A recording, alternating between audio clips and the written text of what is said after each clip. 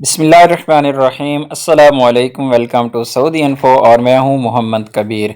Saudi मालियाती authority सामा ने सिक्कों को राइज करने के लिए 1 रियाल मालियत के करेंसी नोट वापस लेना शुरू कर दिए हैं। नोटों की वापसी का आगाज़ मशरकी रीजन से किया गया है।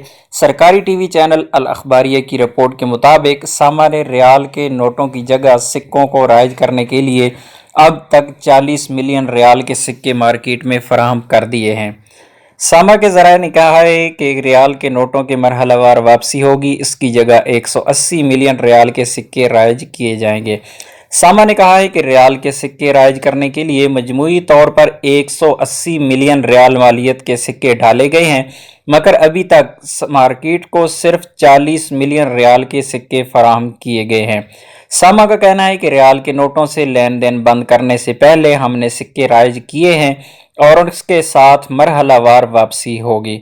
मालियाती अथॉरिटी ने बताया कि इस वक्त सऊदी मार्केट में रियाल के सिक्कों की मिकदार नोटों की मिकदार की 1/3 है, ताहम वक्त के साथ इसे बराबर कर दिया जाएगा।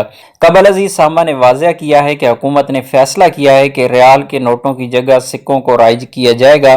फैसले की वजह यह बताई गई है कि रियाल के नोट 18 माह इस्तेमाल में रहने के बाद बोसीदा हो जाते हैं और काबिले इस्तेमाल नहीं रहते, जबकि रियाल के सिक्के 30 साल तक काबिले इस्तेमाल रहते हैं।